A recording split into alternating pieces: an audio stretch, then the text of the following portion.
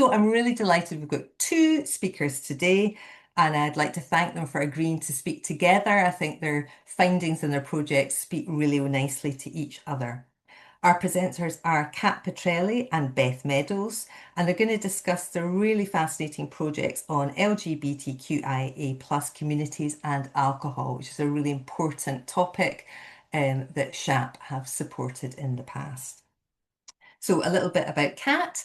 Kat Petrilli is a senior researcher at the Institute of Alcohol Studies, IAS, an independent body bringing together evidence, policy and practice to promote informed debate on alcohol's impact on society. As well as their work with IAS, they're a research associate at the Policy Research Unit in Addictions at King's College London. They completed their PhD at the Addiction and Mental Health Group at the University of Bath. And their current study, which they're going to talk about today, aims to increase our understanding of how alcohol is marketed to LGBTQIA plus communities, how these messages are received, as well as generating policy recommendations. And our second speaker will be Beth Meadows. Beth Meadows, she, her, is a sociology of public health researcher. She previously worked on the Equalise Nightlife project at Liverpool John Moores, exploring gendered experiences of nightlife, and she's also held a range of third sector roles in frontline support. Beth is a member of the Substance Use Research Group at Glasgow Caledonian University, and she's in the final year of her PhD entitled Are You Being Served? Exploring Alcohol-free Nightlife Spaces for LGBTQIA plus communities. And Beth is going to present the findings of her project today.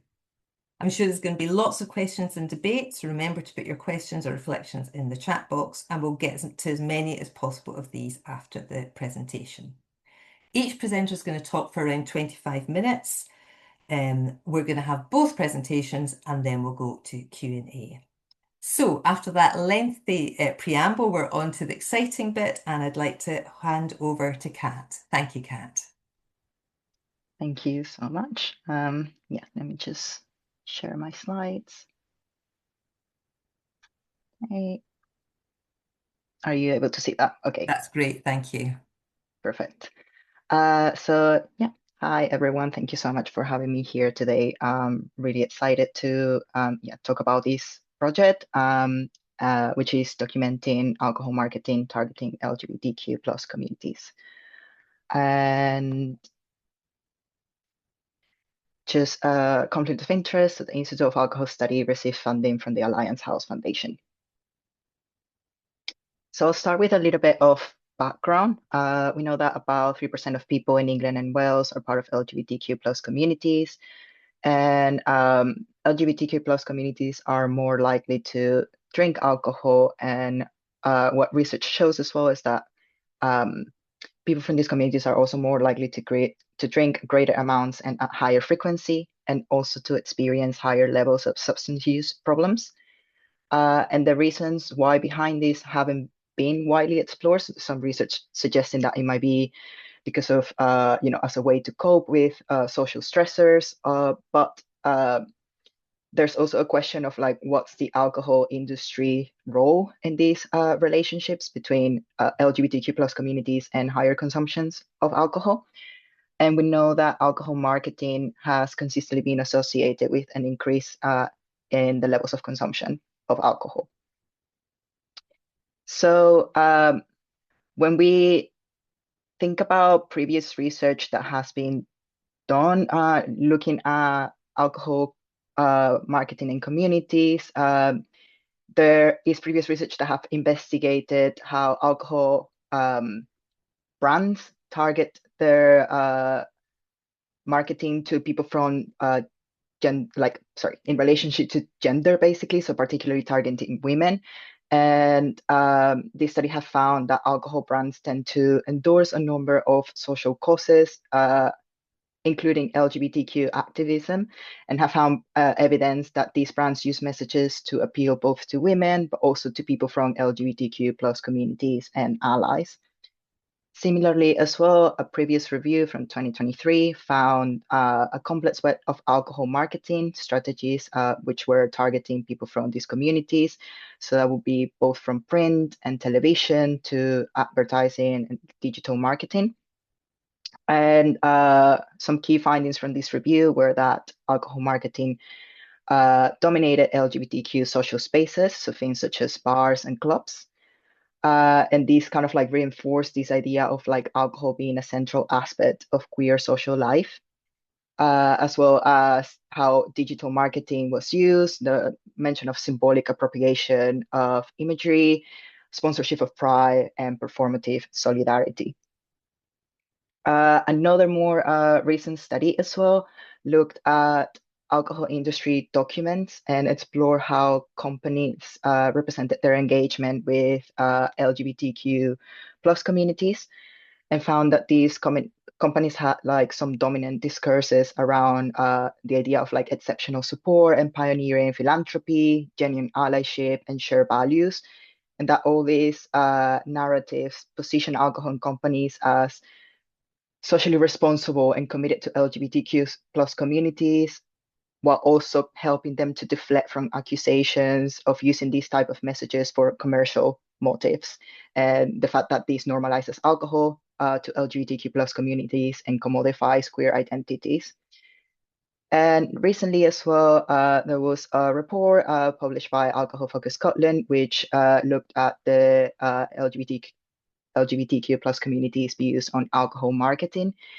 And what they found was that participants had kind of like similar views to what was shared in these other studies of like seeing these marketing tactics as tactics that are often used to commodify queer identity rather than support it and to prioritize profit over genuine allyship. Uh, so this kind of like brings us to this idea of like rainbow washing, which I'm gonna discuss like in the context of alcohol industry. And it's this idea of like using LGBTQ plus symbols and messaging to sell products, often without genuine support. So like, using material to kind of like signal support when in reality it's a way to sell more products to people. And why this is a problem? It's because it can mask ongoing discrimination, so both within the corporations itself, but also kind of like the harms that it can cause to LGBTQ people outside that are not necessarily part of these corporations. So it targets communities that are disproportionately affected by alcohol-related harms. And it appeals both to LGBTQ plus people and allies under the guise of inclusivity. So it's not only about how this marketing is targeting LGBTQ people, it's like how can that be used to sell alcohol in general to allies basically that see these companies as being aligned with their own social values and decide to purchase these products as a result. So understanding these strategies is important to inform recommendations for regulation. So with this in mind, the aims of the study were to explore how alcohol is marketed to LGBTQ plus communities with a particular focus on social media, the ways in which alcohol industry positions themselves within and around LGBTQ plus communities, how these marketing messages are received by people from the communities, and to generate policy recommendations through focus groups that are co-designed with LGBTQ plus individuals. And to do this, the project has two parts. So the first part is a social media marketing analysis, and the second part is using focus group with people from LGBTQ plus communities. And both of these are the results for prompt one and the design and analysis of the data of the focus groups. It's been done in collaboration with people from LGBTQ plus communities that don't have an academic background. But in this talk, I'm going to be focusing only on the results of the social media marketing analysis because the focus group are still ongoing. So for the methods of the social media marketing analysis, we did a textual and visual analysis of a selection of Instagram marketing materials. And we looked at six alcohol brands. So the brands were Smirnoff, Strongbow, Barefoot Wine, Absolute Vodka, Heineken, and Baileys. And we selected these six brands based on a scoping review that looked at the 100 most popular alcohol brands in the UK. And we looked at data that covers 6 years. So from 2019 to 2024. We extracted images, video stills, and associated text, so things like captions, any other brands that were kind of like collaborating on the post or organizations. And we extracted all this material that is publicly available on the brand's social media page. And in cases where a brand had two accounts, so sometimes the brands will have a main account and a UK specific brand account, we look at both accounts and extracted the data from both of them. And we analyzed the data using thematic analysis. So in total, we looked at, or we extracted 464 posts that seem to target LGBTQ plus communities. And the analysis identified four primary themes. So the themes were representation as a strategy to target LGBTQ plus communities and allies, appropriation of queer culture and imagery, genuine allyship, and legitimate actor.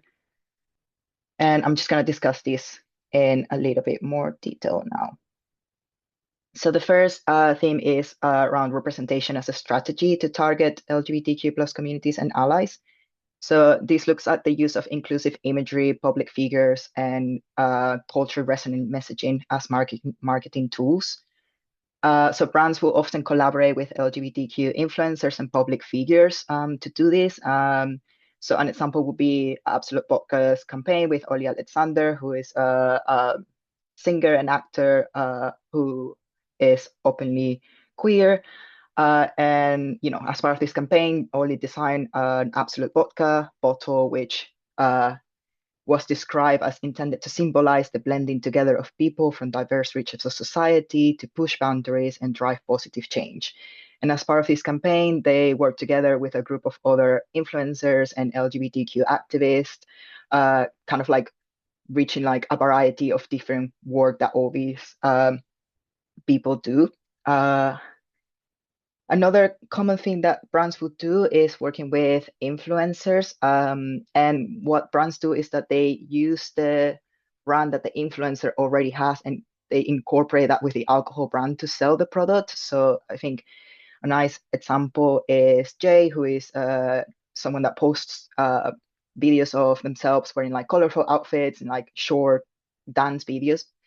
And that's what they've done in these ad with Absolute. So it's the same kind of like format of like a short video with an outfit, but incorporating the passion fruit martini in this case. Something else that we see in this theme is the use of, love is love messaging and social representation. So like brands will often post images of queer couples, either like explicitly with like an LGBTQ support message. So for example, in this case with Perfect Wine, there's this image of them holding hands and then a caption that says it's proven that holding hands makes people feel happy and proud, spread the love and support more hand holding in public, especially amongst the LGBTQIA plus community. And then you can learn more about all the work that Barefoot Wine does in collaboration with others. But other times as well, like it wasn't so explicit. So like, if you see this post, it's just a summer board. There's not necessarily anything that like screams LGBTQ signals, but there's an image in here that might be considered a queer couple as well. And along the same theme as well, this was often used to kind of like in like broader mainstream consumer culture. So from things such as Happy National Proposal Day. So this is from Barefoot Wine, but there's like a general caption of a day that will be used to, promote and sell alcohol to people. And the caption is pretty basic. So we love being part of our special day. But in the images, so all these images were posted together, and there's two photos of straight couples and two photos of like queer couples with their special edition bottle. And this will also be seen with other days. So for example, Christmas, a general caption that can be, I guess, relatable to many people. It's not necessarily LGBTQ related specific, but there's as part of the campaign as well, there's Bag of Chips, who is a famous UK drag artist. And this is also often sometimes used to kind of like reinforce I guess stereotypes. So in this case with Barefoot is one that I found interesting because they did sponsorship of NFL, and there was this whole idea of like the wine being like an kind of like unexpected match with football. And they also use these to kind of like be like, oh, we're gonna teach people that don't know about football. So they had a campaign with, or like an ad with a gay influencer, and it was all about starting to learn what football is all about. And also in this video as well, so they're just like, describing how uh, it's so cute that football players have crushes too, and impress your crush with this Sunday with a bottle of barefoot wine and all your new football knowledge. It's a win-win. So to me, that kind of like relies also on like stereotype that women and LGBTQ people don't know about football because it's not like who is catered for basically. And yeah, which obviously it's not true. So a second theme is looking at appropriation of queer culture and imagery. And this theme looks at how LGBTQ cultural symbols, aesthetics, and events are used to market products, often using language related to celebration. So something that was very common was, use of the rainbow flag, the trans flag. If we see here with Barefoot Wine, they quite often will have a kind of like special edition bottle that would be a rainbow theme with some sort of like message of like inclusivity, and these are like different bottles that they have over the years. And similarly as well, they quite often will use like rainbows in their post, or like have like a rainbow cocktail, or like pride specific merchandise, which all of it includes their alcohol brand name as well in it. um, and this was probably the most common thing seen across brands. So we saw, rainbows across all of them. So even Heineken, that had like the least kind of like post targeting LGBTQ people, would still have like the appearance of the rainbow. So yeah, it's probably like the most basic form of like LGBTQ signaling basically that you can find in these brands. Similarly, as well as expected, there was like posts around Pride Month, so like about celebration, and like in the case of Smirnoff, for example, about having like it would be things such as having a toast to a more expressive and inclusive future for all, and with a bottle of vodka being at the center of the image. So like Pride posts were very common across the brands as well, and also I guess like they would use social media to show their presence at like Pride events itself. So like things like Barefoot Wine in Pride in London, having being part of the parade, or in the case of Strongbow, which it's part of Brighton Pride. So they have a stage called the Stage of Greatness, and they will do quite a few posts in which they have competition, prizes, drags, and live performances. And this means that around Brighton Pride, they will have like a lot of posts posting about Brighton Pride, but also at Brighton Pride as well, there will be a lot of like a strong presence of like Strombow's brand at the event itself.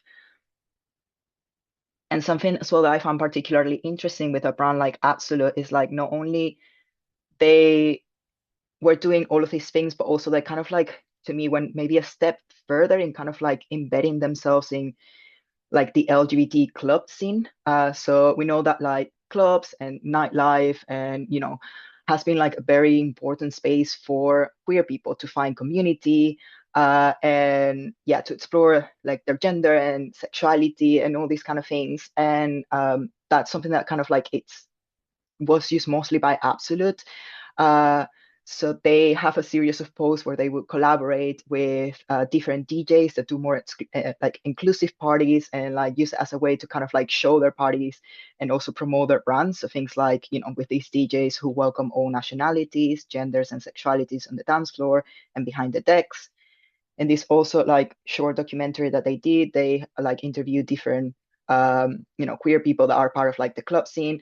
And I guess like this is a nice example of how they use this to kind of like promote this message, where they're saying, this person is saying the club or the nightlife is not only our escape from that, so our escape from like kind of like the difficulties of being queer in society, but it's one of the only places where we can be unapologetically ourselves, be unapologetically queer. So it goes kind of like a bit further, in my opinion, to kind of like that, like, yeah, I guess like a personal experience and connection that a lot of queer people have with this scene.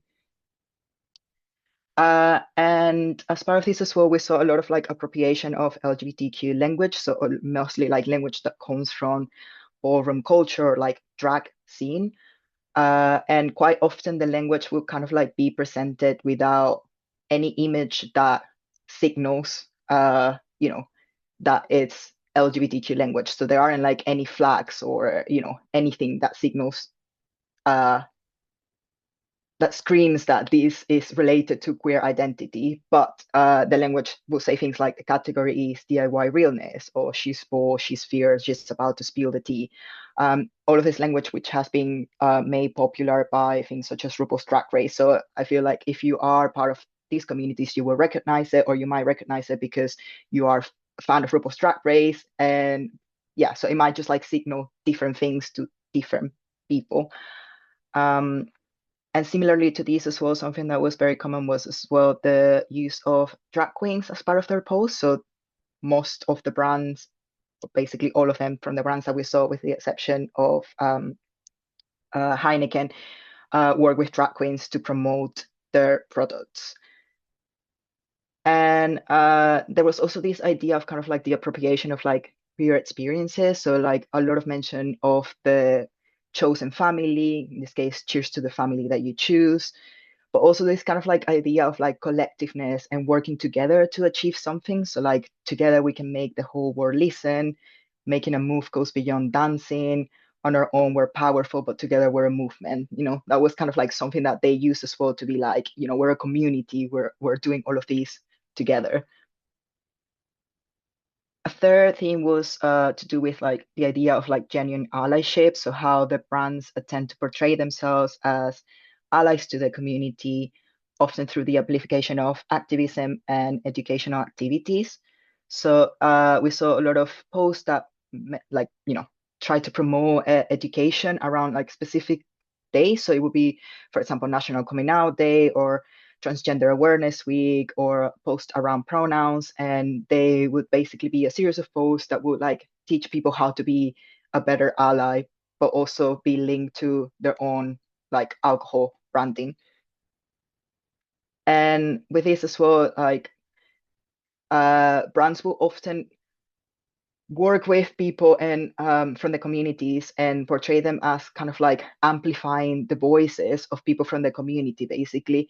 So this idea of amplifying, for example, in this case, amplifying the voices of change makers. All of these people in here are probably doing really great work for the communities, but they're all like presented with alcohol, next to alcohol. So it's not like the brands would like provide funding of the resources to people to do their work. Is their work is completely linked with the alcohol that they're selling. And with this as well, we saw kind of like a commitment to diversity and inclusion, and like intersectionality of identity. So it seemed specifically maybe with disability a bit more than other things, or at least more explicitly. So in the same campaign from Absolute, where they're like spotlighting change makers, we also have like mention of disability. So for example, in here, you can't read it, but it says my disability is not the issue, it's people's outdated views. And that will be kind of like together with messages around like, accepting like queer identities. And we also saw the same with Bailey's for Eurovision, where they're working with Conchita, who is like, LGBTQ person. And they're also working with an accessibility advocate, Emily. And they have this whole campaign about bringing audio descriptions to Eurovision. So, everyone, because everyone deserves to indulge. So they're kind of like, putting these two things together. And the final theme is looking at like alcohol industry presenting itself as like a legitimate actor. So this idea that they have been long-standing supporters of these communities through acts of partnership, philanthropy, and inclusion. So they will collaborate with charities and LGBTQ organizations. So it will be a lot of posts where they, will have like their branding next to the charities information, a lot of mention of donating specific amounts of money to charities. And also like when you have like the kind of like special edition bottles, it will be like a percentage of this bottle will be donated to this charity. And yeah, kind of like the link between the two. Or in this case, kind of like trying to teach people about allyship and how to decenter themselves, and working in partnership with Stonewall to do that. So it would be kind of like either mention of donations or working together to educate.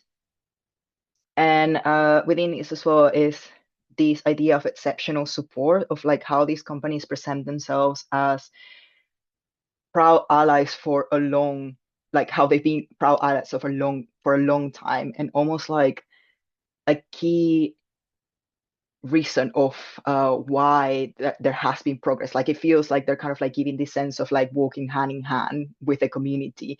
And this is more present in some brands than others. For example, Barefoot Wine, there's a lot of posts around these. They also have it like literally written down, both of them, Absolute and Barefoot, in their like special edition bottles. So this idea of like, as a proud ally for more than 30 years, we're committed to learning and building a world where everyone is seen, understood, and loved.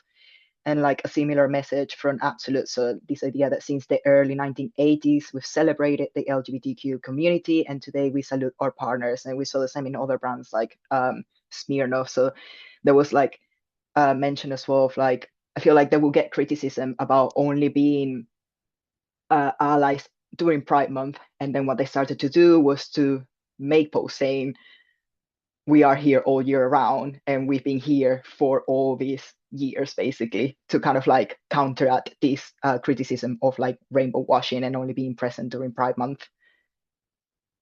So it's a lot of images and a lot of information, but kind of like just to wrap up, what we saw is that brands often use LGBTQ imagery for visibility.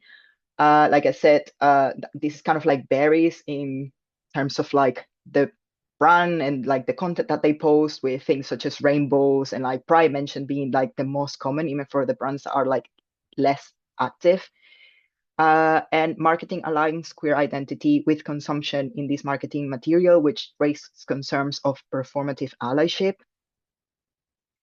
The use of LGBTQ inclusion boosts their brand campaign. So it makes the brand be perceived as an ally, which, might mean that people that aligns with these values is more likely to buy their products. But, this can serve a commercial over a community interest, since we know that alcohol is more likely to cause alcohol-related harms to people from these communities.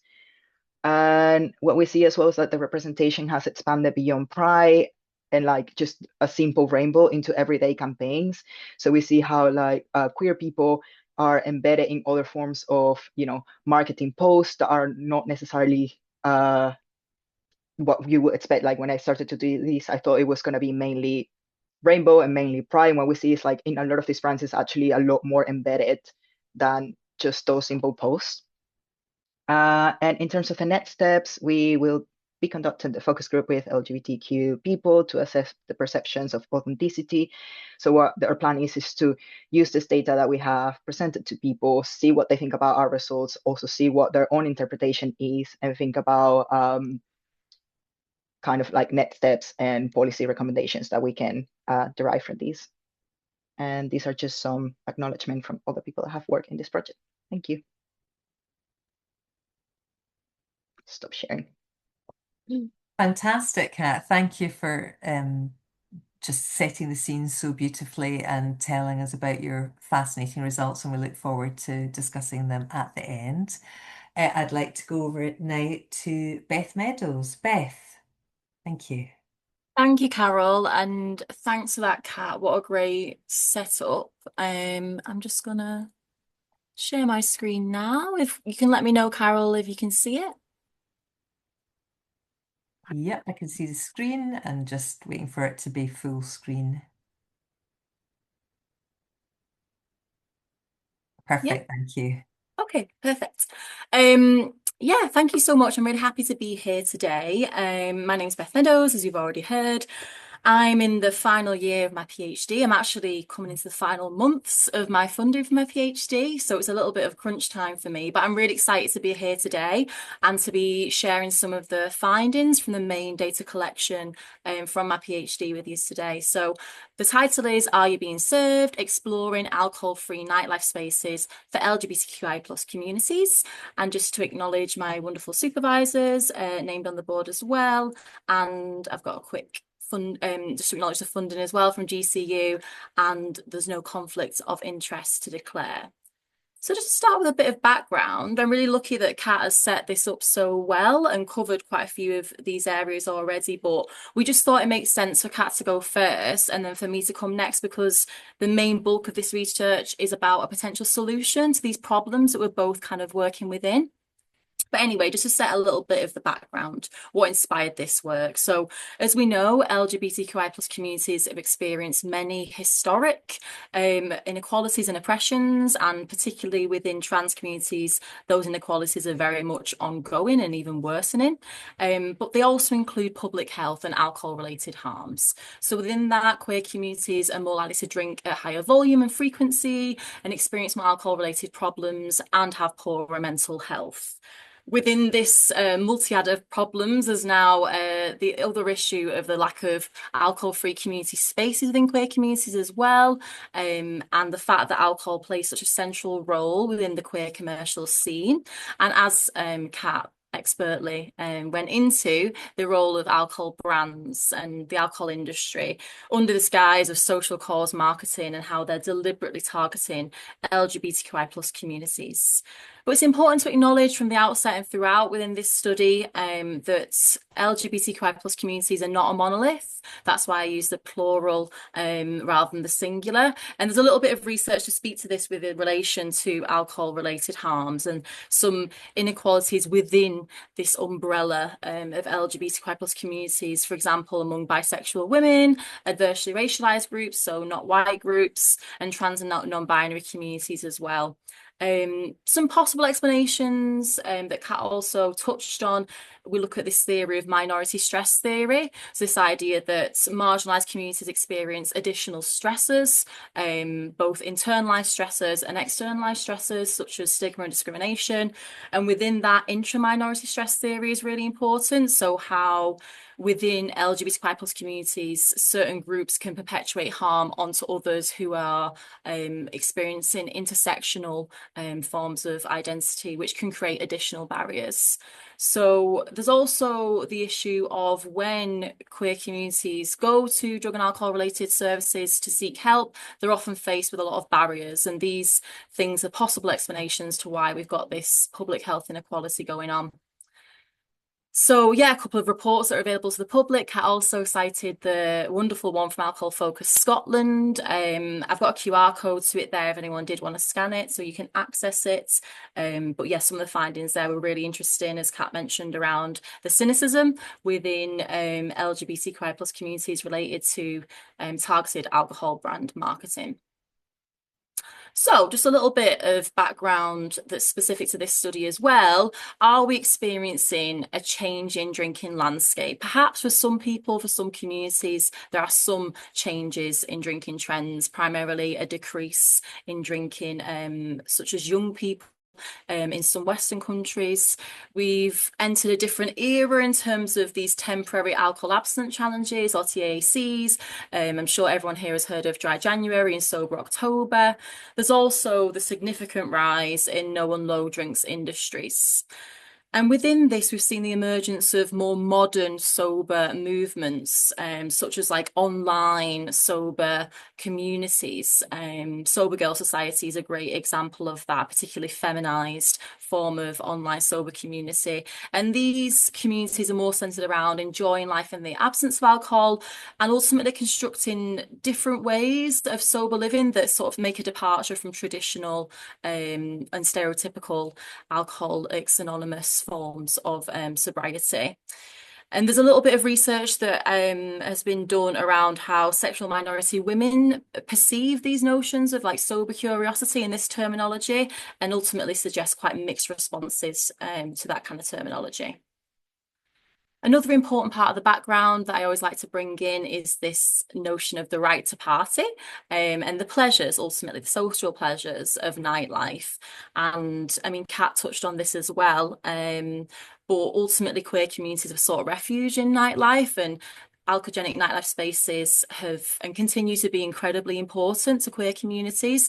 They are often safer spaces and sites of community building, identity making, places to safely explore sexual connections, etc. So there are some important pleasures of nightlife that I think we should, to quote the paper from this year from Nichols and Hunt, take seriously as public health and alcohol studies researchers, particularly within this at-risk group where third spaces, leisure spaces, are few and far between. But it's about how can these important pleasures be maintained whilst removing the risks that alcohol, and the barriers that alcohol poses. I would just also say on that point, I missed that there. It's this idea of like queer joy, and nightlife being a space for queer joy, and queer joy being a reaction to a world that's built by and for cis, and straight people, and therefore it's a survival mechanism and it's a form of resistance in many ways as well to have queer joy. So this is the possible partial solution to the big public health problem, of alcohol-free nightlife. So I just got a couple of examples of what alcohol-free nightlife is on the board, because I think when a lot of people first hear about it, it almost sounds like an oxymoron. How can you have alcohol-free and nightlife together? Well, it absolutely can happen. It does happen, and it's a growing movement. As part of this study, I did some observational field notes within two alcohol-free nightlife events. One is called Good Clean Fun, and there's an arrow to it on the board there just to highlight it. That's a local event to Glasgow that now happens on a monthly basis. And then the other one was House of Happiness, which is the one with the other arrow. That's actually down in London, and they're pictured with the organisers. But that's queer specific, explicitly queer, run by and for queer people, and it's completely alcohol-free rave club experience. There's a couple of other examples on the board, such as Misery Party, just to highlight that's an example of an alcohol-free nightlife event that runs for Cutie Pox, so queer, trans, people of colour communities. And yeah, there's lots of other examples I could have put on, but I didn't have space. So just to bring it to the actual research project now, what are the aims and the research questions that have been guiding me for the past 3 years? The aims are to critically explore and assess the creation, experience and sustainability of LGBTQIA plus alcohol-free nightlife spaces. And they've got 4 guiding research questions there. And this research sits within a critical research paradigm and also employs an intersectional theoretical framework, which I'll come on to more, in later slides to explain how that's influenced, you know, the recruitment and the analysis of this research. So the first thing that I did, was a systematic scope and review. Alcohol-free nightlife is something that is very niche, never mind throwing a queer lens onto it. But to start with, we just wanted to know what is being said in the literature about alcohol-free nightlife spaces. How are they characterized? What do we know about them? Who goes to them? And what are the impacts on people who go to them? So I didn't have time to go through my full methodology, but I do have my protocol on Figshare and a QR code to it there, and I'm happy to answer further questions about that if there is any. Here's my prisma of what I found with the literature review. Ultimately, there was 9 papers in total. They were all primary research, 7 were peer reviewed, 1 was a PhD thesis, and 1 was a grey literature report. So just to run through the findings there to answer the first question. So it was definitely a diverse research landscape. There's not one type of alcohol-free nightlife, and this has been consistent in my data collection as well. I suppose similarly to there's not one type of club night necessarily. There might be different styles and different types to suit different groups. So that's just important to sort of highlight from the outset. We're not working with one type of alcohol-free nightlife here. There's different types, and that was reflected in the literature. But ultimately, they all seek to provide an alternative to alcoholic nightlife in some way, and they all achieve that. They also foster a new normal, so there's characteristics that distinguish alcohol-free nightlife from alcoholic nightlife, such as generally happening earlier on in the day, having a range of alternative activities that you wouldn't traditionally see in alcoholic nightlife, such as ball pits, meditation activities, food, lots of other things. And therefore, there's a disruptive potential of alcohol-free nightlife that was highlighted in the papers to provide a modified drinking context.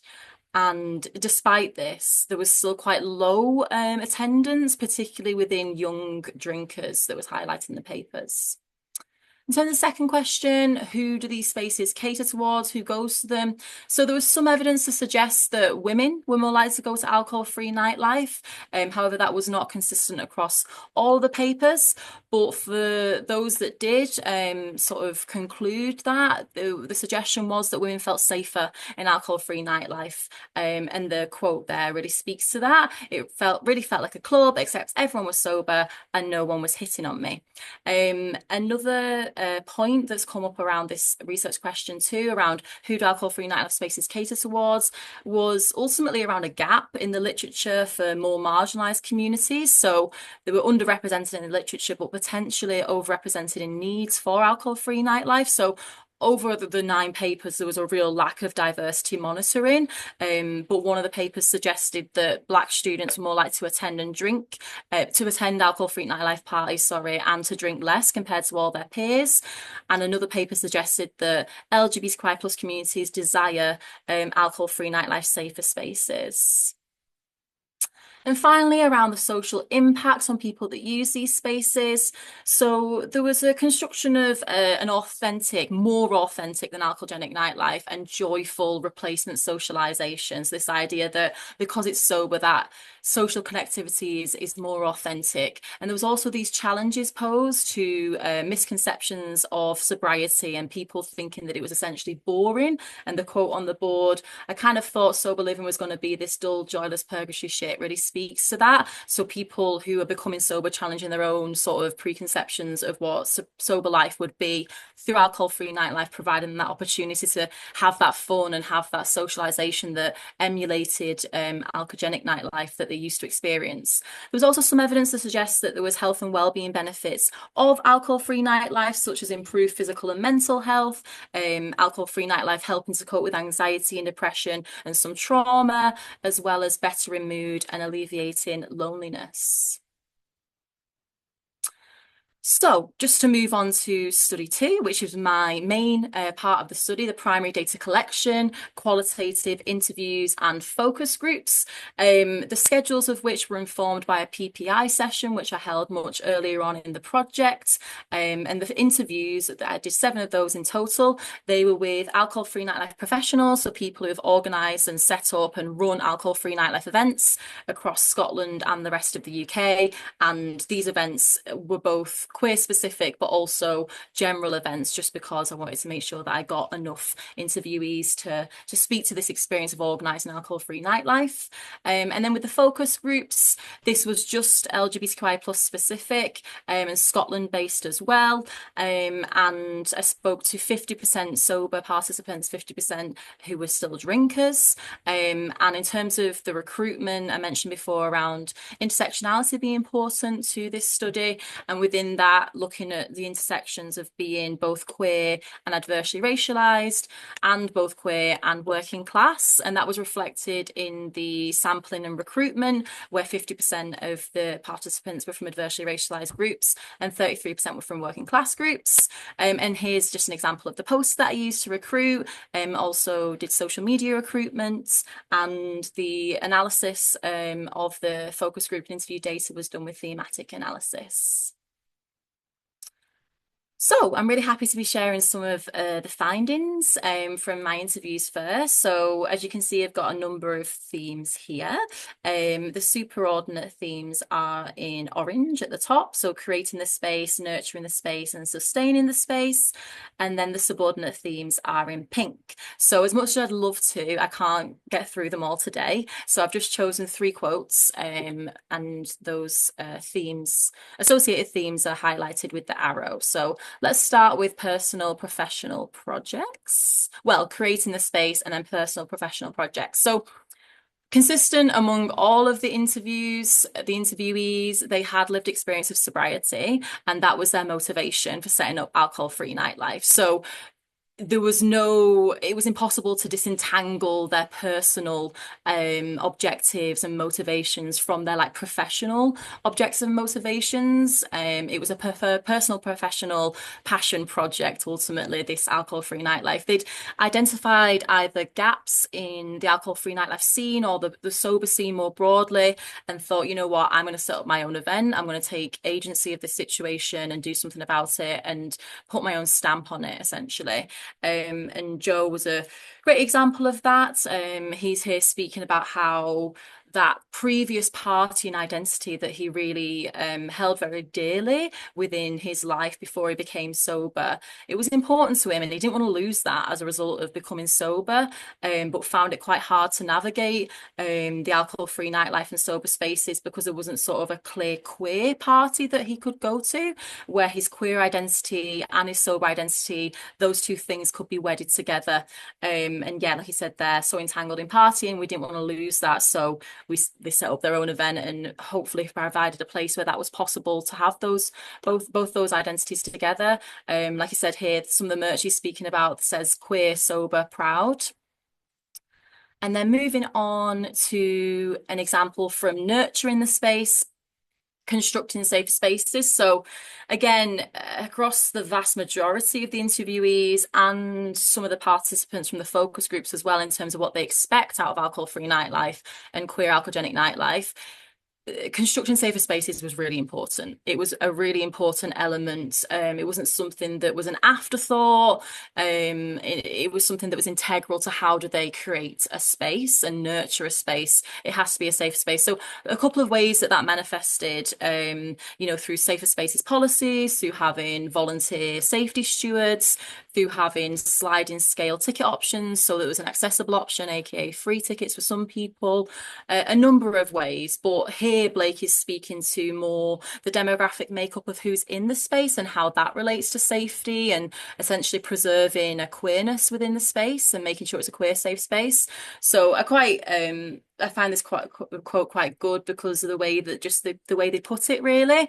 So they're speaking about how allies are obviously welcome in the space, and that was consistent across the board. Allies are always welcome, but so long as they are on their best behavior, so to speak. And they put it so it can still be a kind of queer night, even though there's a lot of straight people, because just like the strength of the party and the vibe is going to like override people's straightness. So it's not that straight people can't be part of that scene. It's just that there's certain cultural and social codes to be followed, and there's a ratio to be followed perhaps as well. There should be maybe outnumbering, the queer folk should be outnumbering the straight folk, because then it feels safe to use their words. So that's all part of constructing safer spaces with an alcohol-free nightlife as well. And that's something that has been taken from alcoholic nightlife and replicated in alcohol-free nightlife.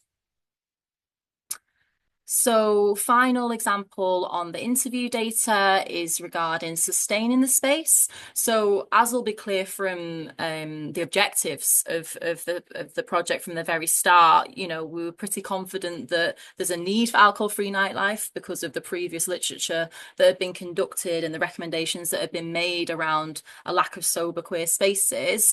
But little is known about how to keep them going, what makes them sustainable, and there was a little sort of said about that in the literature review as well. So it's important to ask the interviewees about their experiences of building and trying to sustain these types of events. I mean, as you can imagine, as we all know, alcohol is a very lucrative industry. And despite no one knows seeing a significant rise, people are not going to drink them at the same volume. You're not going to go and order 10 alcohol-free beers in a way that a lot of people would, happily sink 10 pints in a night, and that would generate more income for the event. So in terms of getting venues to put on this alcohol-free nightlife event, it's quite difficult for alcohol-free nightlife organisers because there's there's no real incentive in terms of profit making for venues to put these events on, because they're not going to make a lot of money behind the bar. They might make money on ticket sales and break even, or even make a little bit of profit from ticket sales, but they're not going to necessarily make that behind the bar, and therefore there was limitations put on alcohol-free nightlife organisers, such as having this minimum bar spend looming over them which is a bit of precarity for them, and also just sort of having to, as Octavia says here, we just have to plead the case as to why we think sober spaces are important. So just kind of making that almost moral argument of like, please put on this event because it's important to the communities. It's not going to make you any money, but just take a leap of faith on us. And in another quote, Octavia described it as good faith of venues, and I thought I just really put it really well. That's why it's the name of the theme. So yeah, it's about, and there was interviewees who had generated a good relationship with certain venues and been able to put consistent events on, and that was always down to the venue owner or manager or whoever was in charge of that decision making. They had an interest in alcohol-free nightlife and they principally agreed with it, but there was also a lot of challenges that Octavia speaks to here, and there was a lot of venues that didn't want to put on alcohol-free nightlife because it wasn't lucrative. So this presents a real challenge in terms of funding and how to keep these spaces going, and stuff like that. So just moving on to the focus group findings. Again, lots of data, lots of wonderful themes. You can see here from the top, we've got, again, 3 superordinate themes: under the influence, loss, reclamation, and new possibilities, and politics of inclusion.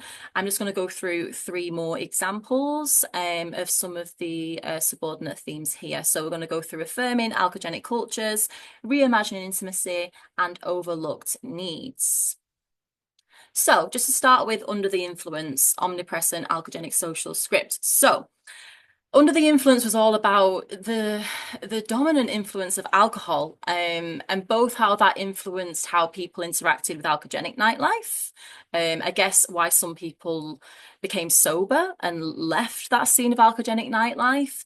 It also really influenced how people interacted with alcohol-free nightlife, in terms of both, this being attracted to alcohol-free nightlife, but also the barriers in the way of attending alcohol-free nightlife, because some people, principally, I would say all of the focus group participants principally were on board, thought this was a good idea, thought that there was sectors of the queer communities that really needed this, but had not transferred that acceptance into attendance necessarily for them. It could also be the events that I've been speaking to and speaking about within this research, like the oldest one is 5 years old. So it is important just to contextualize that this is potentially early stages of alcohol-free nightlife, and it might be a bit more of a slower burn for some people to come round to the idea of attending and, changing their consumer behaviors, changing the way that they socialize, essentially. And given how entrenched alcoholic cultures are and that association with socializing and drinking, it could just take time for people to come around to that idea. But anyway, in terms of specifically a queer context, and what Jules is speaking about here is queer coming of age and how wedded that is to alcohol with so many people, particularly around the idea of trying a new gender presentation, or engaging in same-sex relationships, and more so only having the confidence to do that when they're drunk, as Jules says here. And they therefore had a little bit of a resistance towards alcohol-free nightlife, in the sense of, they'd love for that to be sober in in a sober atmosphere, but they just couldn't see how, because there hasn't been an example of that model to them.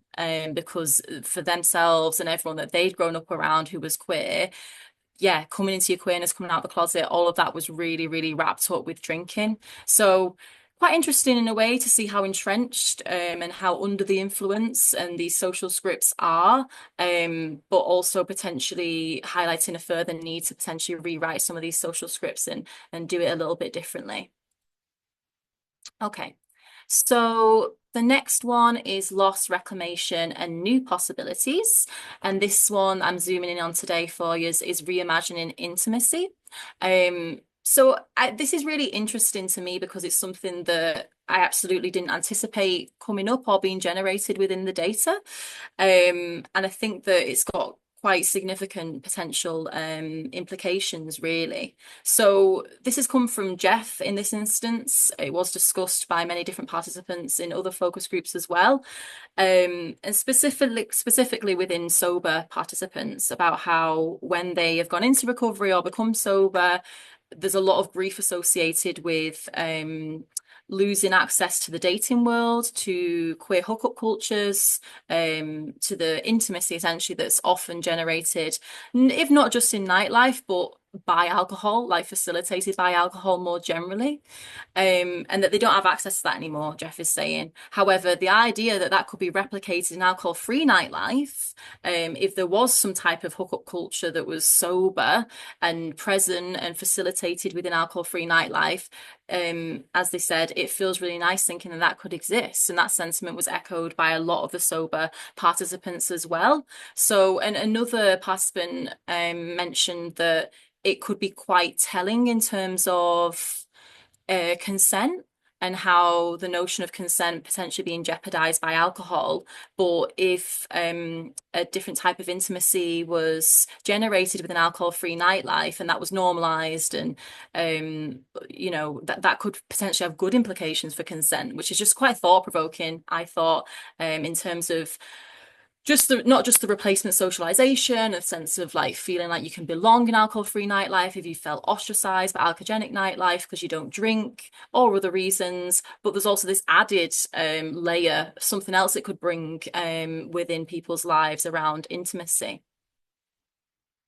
Okay, so the final quote I'll be looking at is around the theme of politics and inclusion, and within that, overlooked needs. So this section was more where the intersectional analysis was applied, and all of these themes within this section relate to that. So it's hard just to choose one, but the one that I've chosen to discuss today is around this idea of overlooked needs, but also potentially conflicting needs within this particular instance. So Fraz is speaking about how in order for him to access nightlife, whether that would be alcoholic or alcohol-free, in order to access queer nightlife, the usual I suppose, visible signifiers of pride and it being a queer event that we would see, like, you know, lots of flags on the outside, it being really obvious and loudly and proudly a queer event, that would actually be a barrier. That would actually be something that would potentially make him unsafe. For example, if he was to be spotted by a community member, because as a queer Muslim, if he was to be spotted by a community member entering that kind of establishment, that would create a barrier, that would create an issue and like a lack of access to that space. So here he's just speaking about how making a request really for discreetness, or just like not understanding that it's a visibly queer space until you get in, you know. So as much as it's amazing to have like 12 pride flags on the outside and everything like that, maybe for a certain party, just so we can have a bigger and better party, keep it on the inside just for the sake of discreetness. So yeah, this notion of discreetness is quite interesting in that regard, in terms of some people's desires and needs, of course, would be to have lots of pride flags, and that to be seen as something to embrace. But that also overlooks simultaneously some needs, some access needs for some more intersectional communities and intersectional experiences, and what would they need in order to feel included within that space. So yeah, okay. Moving on just to discuss some of these findings now. So alcohol-free nightlife is a liminal space whereby nightlife norms are both disrupted. So lots of them are disrupted, obviously primarily the removal of alcohol being the key disruptor, but other things are disrupted as well. And by the same token, things are also continued. So there's certain elements of the traditional night out and that social script and like the aesthetic of nightlife and the production of nightlife. Some of those things are very much continued because it's about replacement socialization and, you know, removing the risk aspects, but keeping the aspects that generate a lot of joy and have been proven to be useful for socialization, and even, you know, contribute to good health, such as things like dancing, to keep those things alive within alcohol-free nightlife is important. Alcohol-free nightlife can be very much framed, I would say, as part of this modern, sober, and or sober curious movements. And it offers a direct alternative to traditional alcoholic socialization. So alcohol-free nightlife creates inclusive spaces for some sober LGBTQI plus communities to reclaim queer joy, in the absence of, going sober and feeling quite ostracized from queer communities, and or for some of the queer Muslims that I spoke to, never really feeling included in in alcoholic nightlife, because of that drinking element, so there's different types of non-drinkers within this study as well.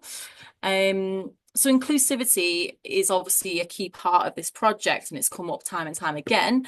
But what has also come up time and time again is that it's not a one-size-fits-all practice. And that's through the benefit of doing intersectional analysis. You can see that there's different needs within different subsections of LGBTQI plus communities, and therefore there might be a need for multiple types of alcohol-free nightlife just to suit different groups, and or modifications in behavior or education around different types of behavior within alcohol-free nightlife spaces. But yeah, I suppose that the key thing there is that inclusivity it's really got to speak to the needs of different communities, and you cannot, just because everyone is part of this LGBTQI plus umbrella, assume that everyone else is the same and that everyone has the same needs within nightlife.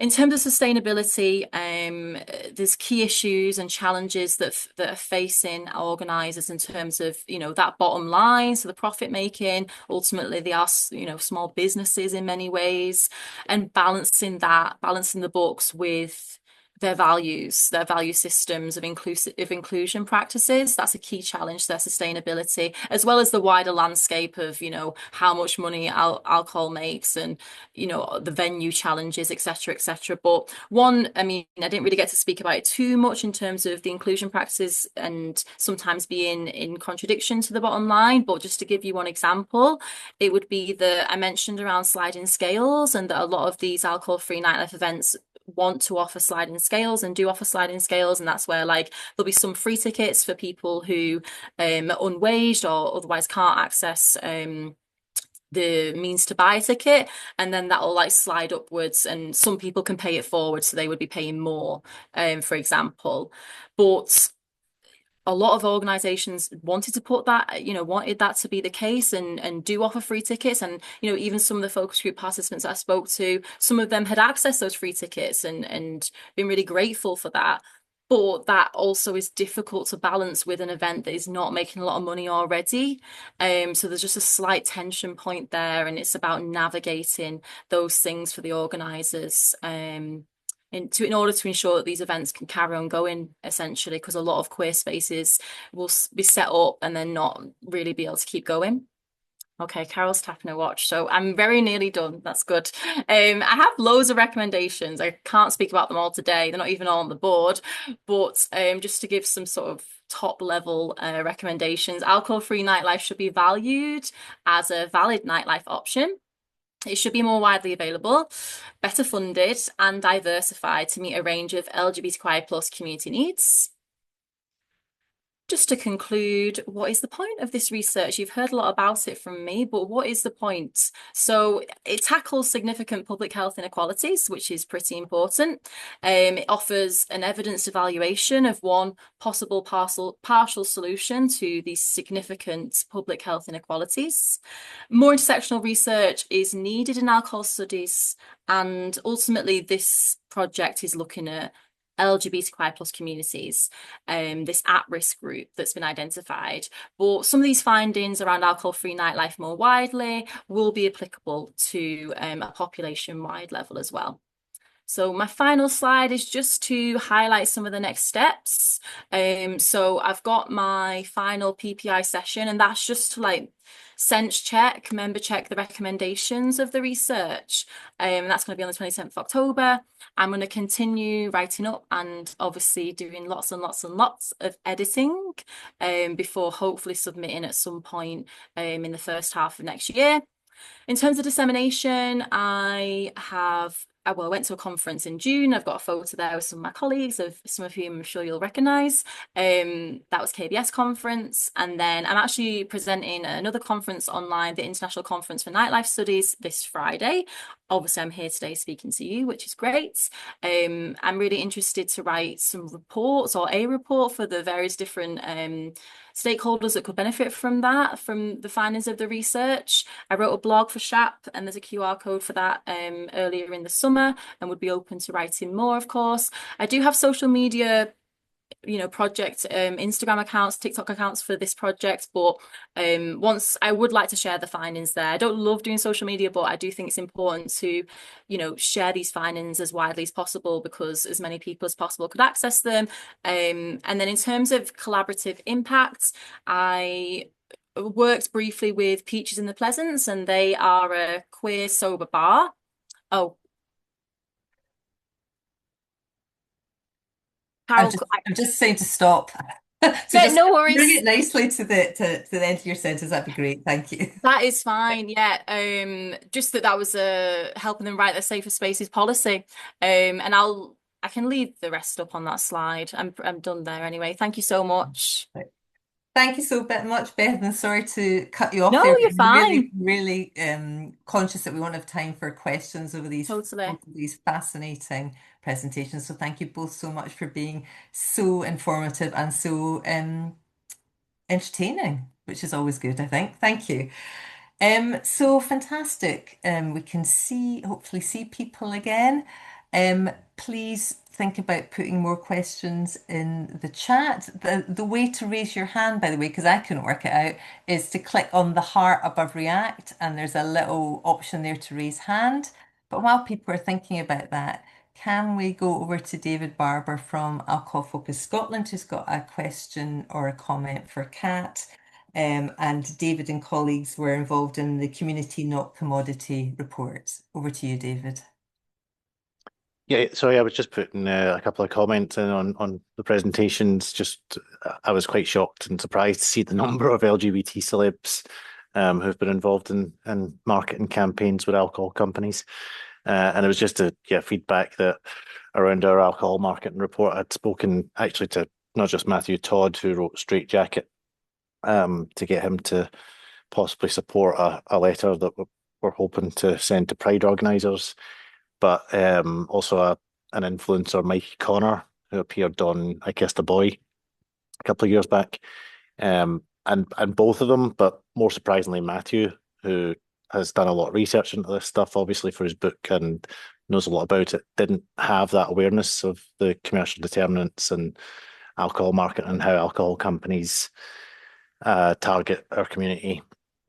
So that was a bit surprising, and possibly one wonders what awareness levels there are amongst LGBT celebrities about, first of all, the health inequalities we experience around alcohol and other drugs, and therefore the potential conflicts of interest in getting involved in campaigns like those with alcohol companies.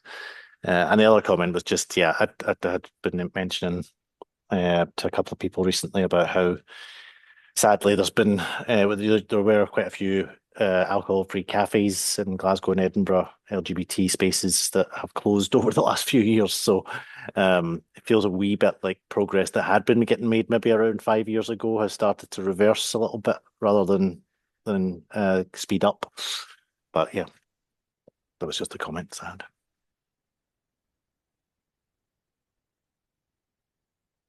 Thanks, David. Kat, did you want to respond to any of them? Um, yeah, I guess just to say, yeah, I guess I expected that there was gonna be like celebrity and like influencer involvement, but I was also kind of like surprised to see the number. Like you said, there was like quite a lot of people that I follow as well, and a lot of people that I know that are like very like involved with a lot of like community work. Like it's not necessarily like it's people that don't care about like the like well-being of other people from the community, but like yeah, I guess there's like this really strong relationship that maybe a lot of people are not thinking about when they decide to take on these jobs. Thank you. Alex has got her hand up. Over to you, Alex. Hi there. Thanks so much for both the presentations. Really interesting. As someone who works for a drug and alcohol recovery service, but also puts or has put on nightlife within the queer community and been involved in the sober and less alcohol related nightlife. Just to pick up almost just to it's almost anecdotal evidence of the thing about the celebrities from being in the drag and queer community and seeing lots of people moving up in that world. A lot of it is often just like, well, they're giving us money and we wouldn't have that money otherwise, and that can often be a reason why people are taking up these opportunities. They're like, we know it's not great, but where we want to progress our careers, we want to progress our events, and I guess that's also where it happens a lot with Pride. Like being in Brighton, obviously we're kind of at the mercy of that a lot with Pride. I mean, there's also other ethical considerations there that they're maybe not taking into account, but yeah, that was just my comment on that. Yeah, thank you. Yeah, I guess it's kind of complicated with all these things because obviously there's like you said, like a matter of like a lot of them being like people are just starting up and like this idea of like, well, there's this funding, but also it's kind of like a shame that that is where the funding has to come from, basically. And I guess it like just speaks to like a wider issue of like why are we still needing to rely on like these corporations, and like are there like alternative ways, especially with things like Pride?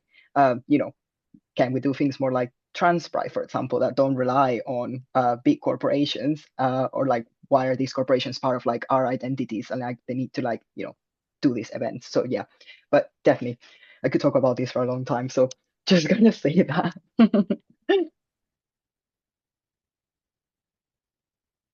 Beth, did you want to respond to that?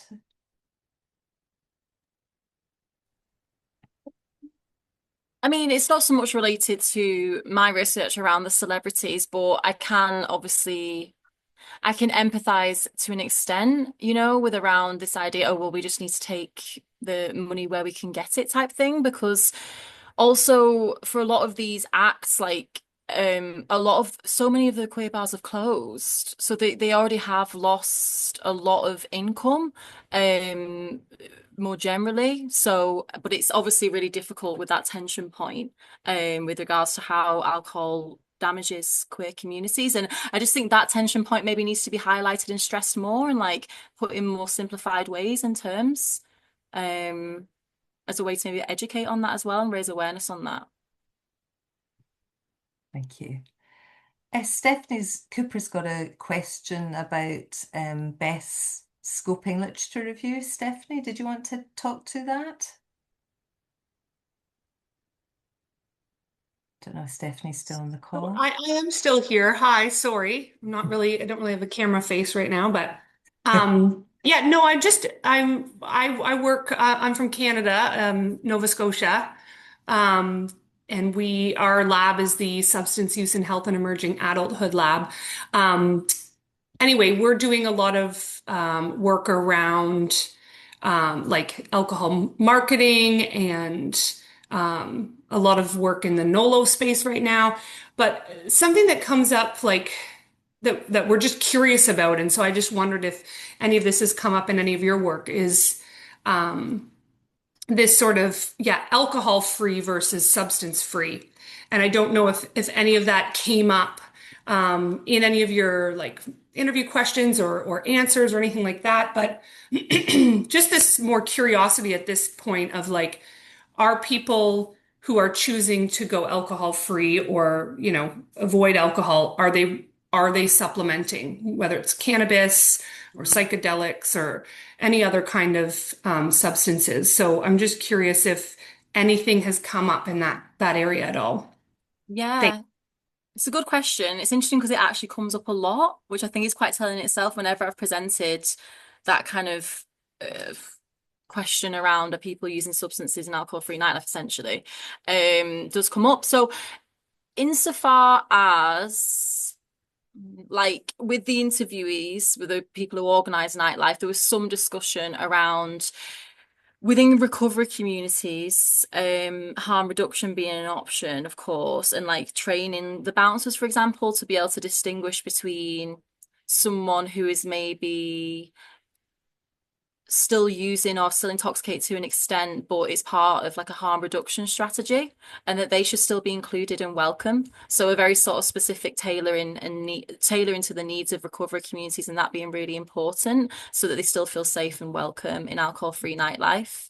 And essentially the top line is, yes, these are sober spaces and there's definitely no alcohol, but the optics of that are the most important part of it, because there's nuances that kind of sit underneath, if that makes sense. So yeah, that's how it came up in the interviews, more so than the focus groups, actually. Thank you. Thank you, Stephanie, for joining us from Nova Scotia. It's great to have you here. Just another couple of questions for you, Beth, in the chat. I'm just going to ask them in terms of speed. So there was a question about how women were defined in the literature. I think that's to do with your scoping review when you said that it was seen as a good option for women. And the other one is about, oh yes, ticket sales being identified as a barrier, particularly for those who were working class, as an extra upfront cost. Yes. So in terms of the definition of woman question, I can only assume that that means in terms of with trans women included. So as I mentioned, one of the findings was that there was a lack of diversity monitoring across these 9 papers. So there was one study that was specific to trans and non-binary communities, but other than that, the categories were just woman. So there wasn't really a breakdown in terms of anything beyond that. So I hope that answers the question. I hope that's what the person was getting at, but I'm not sure. And then in terms of the access barriers among working class communities, yes, but also just more broadly, some people felt that it was too expensive because the ticket prices for alcohol-free nightlife generally sit at maybe, £10 to £15. But this was also very much connected to, the role of alcohol and how that plays into what we value, and people thinking that you get this product of intoxication and that was therefore more worth it than paying for an alcohol-free nightlife event. And it's like, well, I'm not even going to, what do I get out of it type thing. So alcohol again is really influencing how people interact with alcohol-free nightlife and how much they're willing to pay for it. And it's this constant comparison to alcohol-genic nightlife, which it's kind of setting alcohol-free nightlife off the back foot. They're never going to be able to compete almost, and it's about sort of challenging and trying to see it as a valid option as alcohol-genic nightlife. But yeah, so there were some barriers in terms of access for prices of tickets, but then it's really hard because the events also need to make money. So those balancing acts as a tension point there. Fantastic. I'm aware we're just coming up to 2 o'clock, so just trying really hard to keep to time. Thank you so much to everybody who's joined us today. Thank you particularly to our fantastic speakers. The recording will be available online, and I thought that was just really both fantastic presentations, so thank you both so much. That is a fitting way to end our seminar series for this year. So please look out for a call for abstracts for the 2026 series, which will be circulated in due course. And we'll also have, as always, an in-person event for our early and mid-career researchers in spring. But for now, thank you everybody so much for joining us, and goodbye for just now. Thank you.